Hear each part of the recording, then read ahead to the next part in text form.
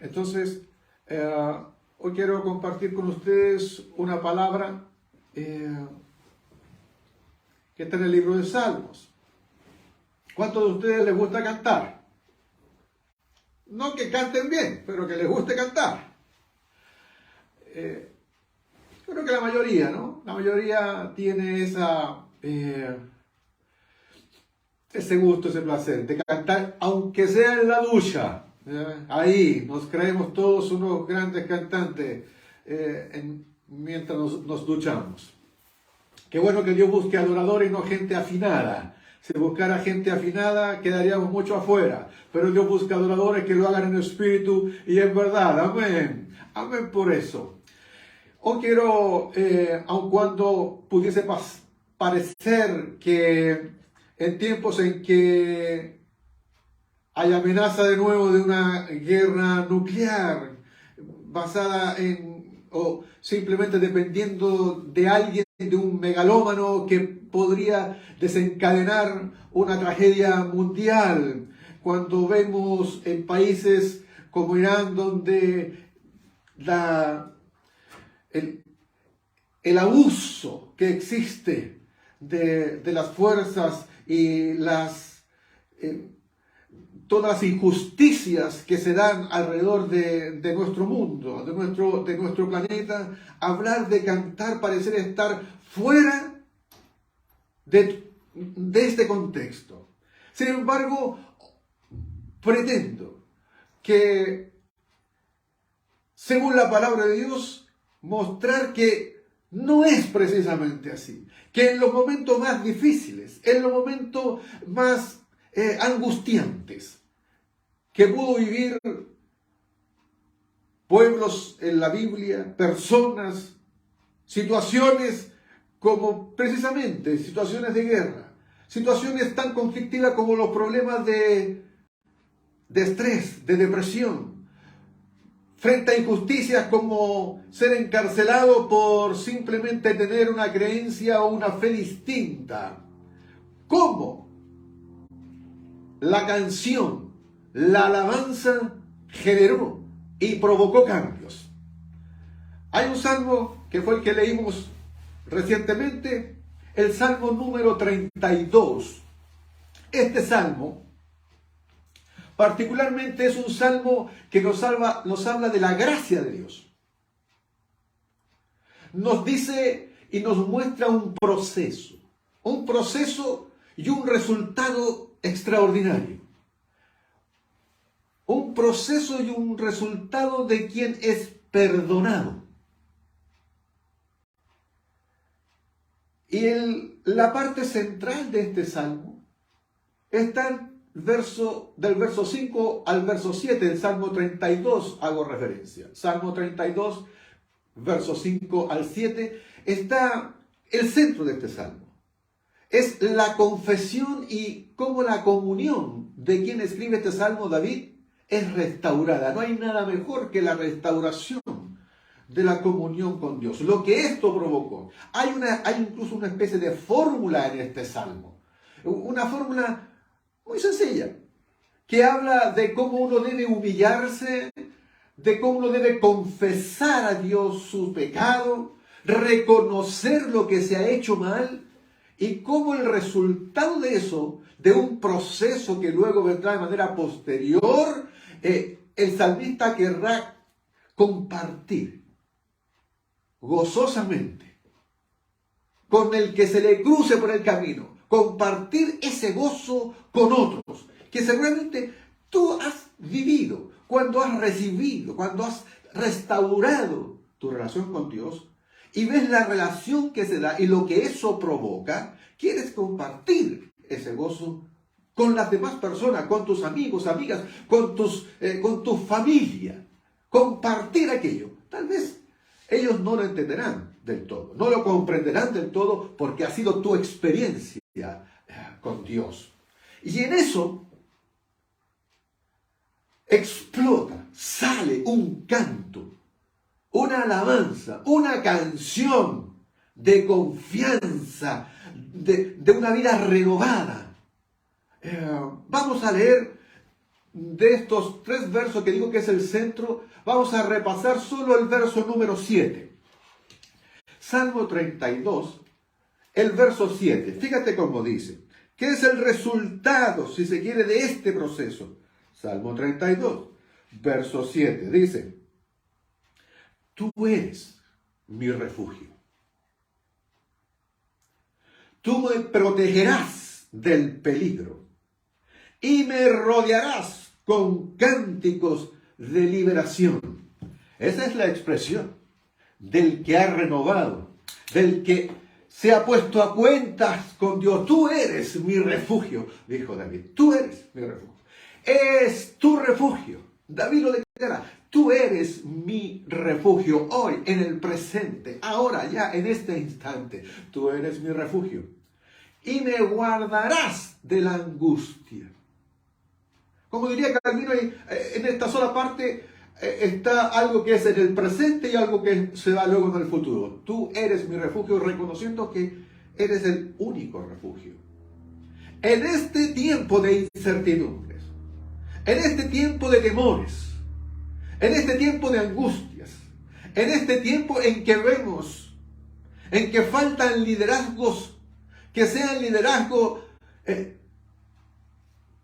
íntegros, reales, genuinos y auténticos, que puedan dirigir el destino de las naciones. Dios es el único refugio sustentable. Pero además, David dice: tú serás quien me guardarás de la angustia. Es el fiel guardián de tu vida, de nuestra vida. Y dado aquello, dice David que él va a ser rodeado de cánticos, de liberación. No cualquier cántico.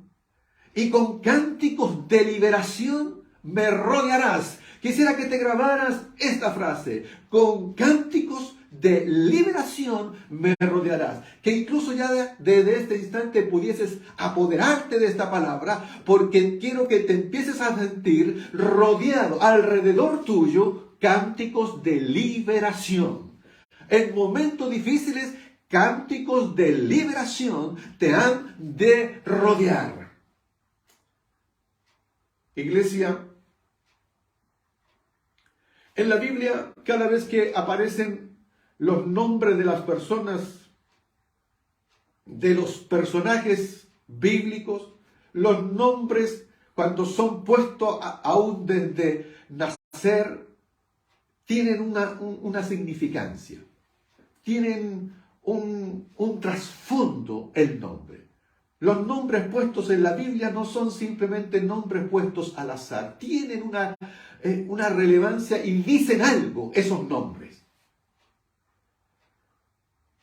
Y hay dentro de las tribus de Israel 2 nombres que quiero traer a referencia el día de hoy. La primera de ellas que quiero traer a referencia es el nombre de la tribu de Judá. Judá, uno de los patriarcas hijos de Jacob. Judá.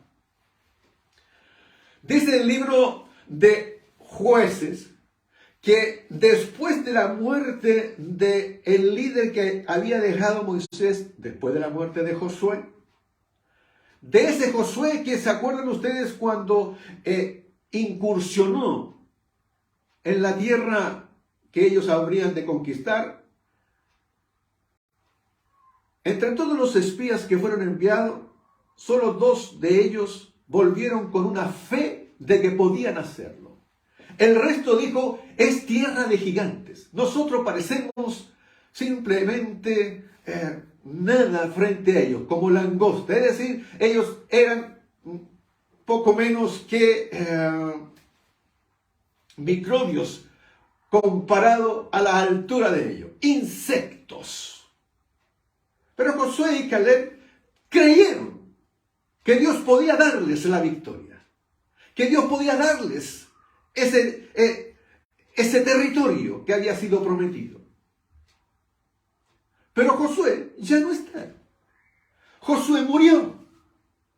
Y como Josué murió, Entonces ahora entró la desazón, la desorientación, hacia dónde ir, qué hacer, cómo organizarse, cómo ir nuevamente a la pelea. Y entonces el libro de Jueces plantea en ese instante difícil en que hay que tomar decisiones, que podría ser tu instante hoy día, de enfrentarte a una dificultad, a algo que incluso supera tus propias fuerzas. Tomaron la mejor de las decisiones, dice el libro de Jueces. En el libro de Jueces capítulo 1 dice, después que murió, después de la muerte de Josué, los israelitas preguntaron al Señor. Le preguntaron a Dios, no hay mejor lugar, no hay mejor persona, no hay mejor donde ir cuando no sabemos qué hacer. Preguntarle a Dios. Y fueron y le preguntaron al Señor, ¿qué hacer? ¿Cómo hacerlo? ¿Cómo enfrentar ahora esta situación? ¿Quién de nosotros, fue la pregunta que hicieron para Dios, quién de nosotros será el primero en subir, en ir a la pelea en contra de los cananeos? ¿Quién? ¿Y saben cuál fue la respuesta de Dios? ¿Qué fue lo que Dios le respondió a esa pregunta? Fue sorprendente. El Señor respondió y dijo, Judá será el primero en ir a la pelea. Y le agrega, dice, porque yo ya le he entregado el país en sus manos. Lo hace incluso en tiempo pasado. Ya se lo entregué, eso ya está declarado, decretado, dicen algunos. Ya está hecho. Judá va a ser el primero. Ahora, ¿por qué me llama la atención en esto y quiero que ustedes también se fijen? Es porque el nombre de Judá, lo que significa el nombre de Judá, es alabanza, el que alaba. Esto tiene una relevancia tan importante porque cuando nos enfrentamos a dificultades tan difíciles como eso, lo que debe ir primero, estaría indicándonos esto, si viésemos el trasfondo de ello, debe ir la alabanza, debe ir el canto, pero no cualquier canto, no cualquier alabanza. A veces nos encontramos lastimosamente con canciones que ni siquiera son bíblicas, que no tienen ningún sustento en el cristianismo, que no tienen ningún sustento en lo que dice la Biblia. Tienen que ser canciones que efectivamente estén dirigidas y sustentadas en la palabra. De allí el segundo nombre importante. ¿Quién iba a ir primero? Judá. Judá era el primero el que tenía que ir. Seguramente, y tiene mucho sentido, la tribu de Judá era la más numerosa. Además existía una bendición entregada por Jacob respecto de Judá y esta preeminencia hacía relación a aquello. Pero adicionalmente, y tal vez desde este punto de vista en que yo les quiero compartir, es que su nombre y esa tribu representa la alabanza. La misma tribu, dicho sea de paso, de la cual provendrá nuestro Señor Jesús. Jesús es el león de la tribu de Judá. Jesús proviene desde la misma tribu, desde la tribu de la alabanza, desde el que alaba. Pero ¿saben? Judá, cuando recibe la instrucción de que él es el primero, el que tiene que ir delante, el que tiene que estar allí al frente, en la brecha, guerrear, se dio cuenta que no podía ir solo, que no podían ir ellos solos. Entonces hace algo, y el libro de Jueces lo declara. Dice, entonces los de la tribu de Judá le dijeron a sus hermanos. Entonces Judá habla con su hermano, hijo de su misma madre, Lea, habla con Simeón, el segundo nombre. Dije que eran dos nombres. Judá, el que alaba. Y le va y le dice a su hermano Simeón, tú sube, anda con nosotros, vayamos los dos juntos y yo luego también. Y yo podré ayudarte a ti cuando corresponda en tu pelea. Simeón significa el que escucha, el que oye. La alabanza tiene que ir acompañada de aquel que escucha. Y como dije anteriormente, el que oye la palabra, el que oye la voz de Dios, el que oye y entiende, el que se sustenta en la palabra de Dios. Debemos amar la palabra del Señor, vivir de acuerdo a ello. Si algo es importante es que el que canta sepa la palabra de Dios. El que está generando alabanza, escribiendo alabanza, siendo autor de alabanza, tiene que estar sustentado en la palabra de Dios.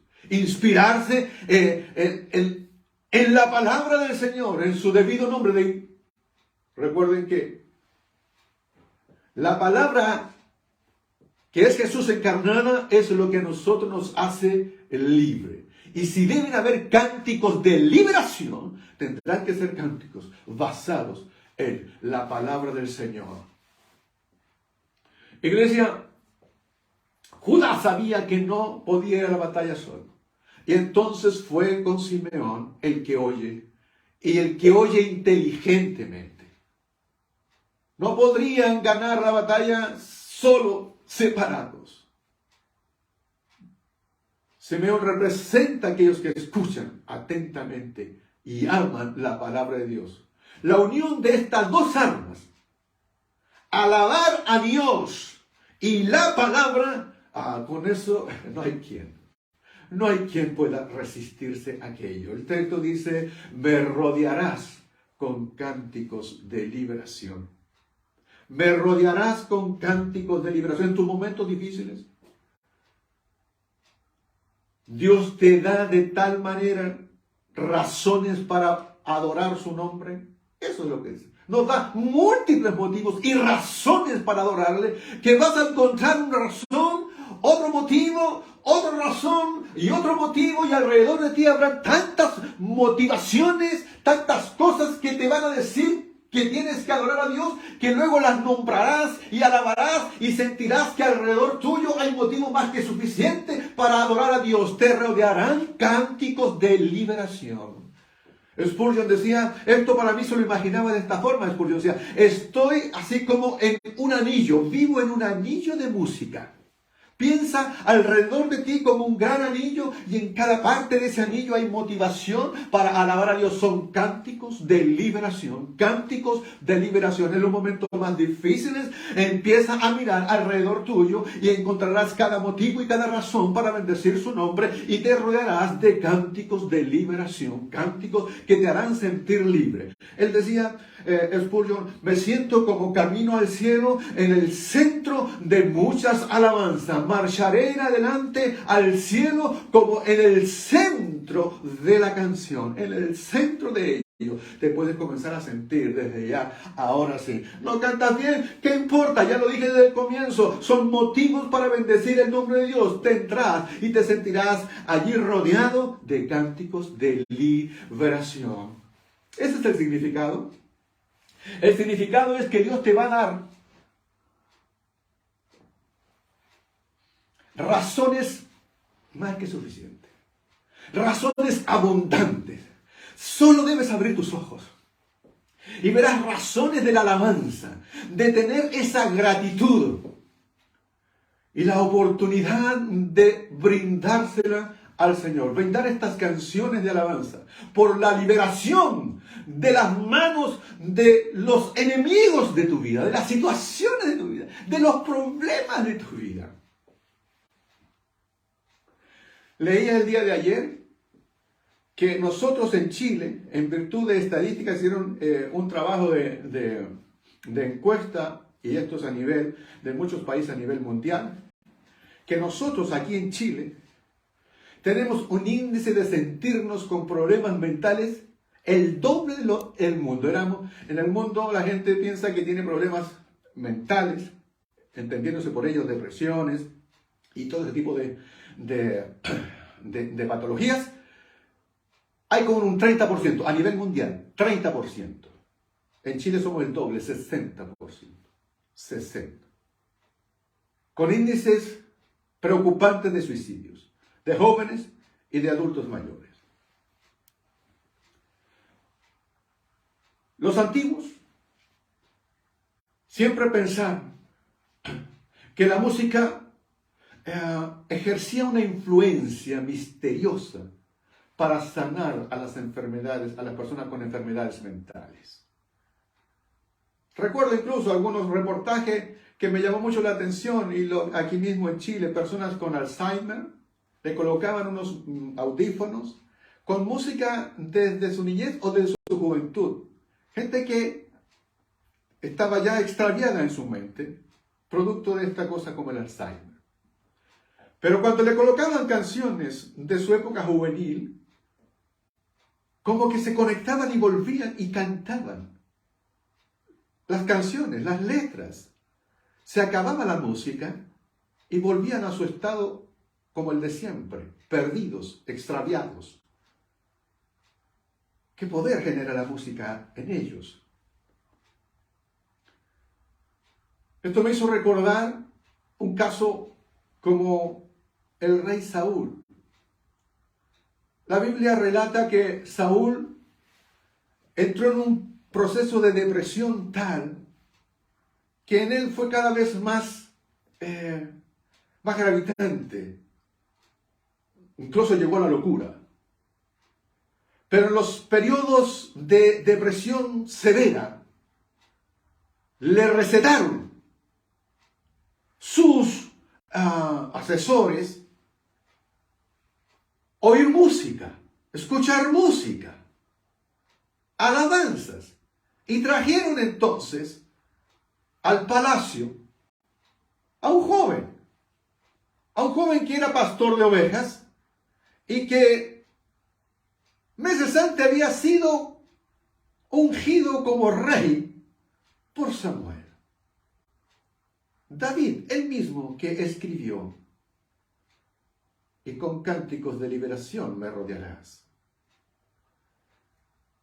Lo llevaron ante la presencia de Saúl. Y cuenta la historia que en los momentos en que Saúl se sentía más deprimido, en que se sumergía en esa rabia, en ese descontrol, David tocaba su instrumento, cantaba, y entonces el espíritu de Saúl se calmaba. Y el espíritu de Saúl se aquietaba. Mientras David cantaba, mientras David entonaba. Dice la Biblia que cada vez que el espíritu de Saúl se enardecía, se descontrolaba y entraba en esa furia depresiva, David tomaba su arpa y tocaba. La música calmaba a Saúl y lo hacía sentirse mejor. Pero ¿saben qué ocurre? Que era pasajero, temporal. Era mientras estaba David allí. Con esto quiero decir que hay personas que mientras el pueblo de Dios alaba, adora, mientras a lo mejor te escucha adorar a ti, gente que a veces nos visita, puede sentir la fuerza y el poder que genera el cántico liberador, de cómo es sentir la alabanza del pueblo de Dios. Pero son personas que no se han puesto aún a cuentas con Dios. Es decir, el salmo que acabamos de leer es un salmo de confesión.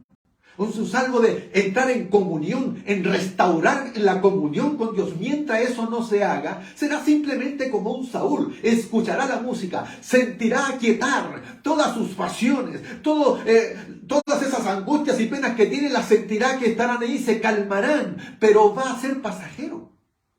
No le va a durar. Terminará la reunión y seguirá en su misma situación de angustia, en su misma depresión, porque esto no se trata simplemente de escuchar. Se trata de tener esa relación, y el que tenía la relación allí no era Saúl, era David. Y entonces los cánticos de liberación iban donde estaba David, porque él era el que se había puesto a cuenta con Dios y estaba restaurada su relación con Dios. Y entonces él podía percibir cómo su vida estaba rodeada de cánticos de liberación, porque Dios era su refugio y era su guardián, pero no Saúl. Y Saúl terminó incluso volviéndose loco porque nunca restauró su vida para con Dios. Entonces esto no es magia. Esto es una relación con Dios. Le fue simplemente pasajero. Y esto no puede ser contigo. Simplemente algo temporal, pasajero. Debe ser una relación continua y constante con nuestro Dios. David estaba rodeado de la alabanza que liberaba a Saúl, pero Saúl no pudo adueñarse de ello. David había confesado su pecado, había sido perdonado. Ahora exclama: tú eres mi refugio, tú me protegerás del peligro y me rodearás con cánticos de liberación. Dios te liberará y será tu guardián. Pero debes entonces entrar en una razón para con Dios y sentirás la poderosa palabra de decir: me rodearás con cánticos de liberación. Con canto de liberación aún en los momentos más difíciles, en los momentos más oscuros de la noche, como dos hombres que transcurridos los años, habiendo predicado la palabra del Señor, ahora se encuentran en el fondo de una cárcel, oscuro, sin saber qué sería de su vida al día siguiente. Si tal vez a lo mejor incluso serían decapitados, muertos, como hoy día mucha gente y cristianos al día de hoy por su fe están siendo perseguidos.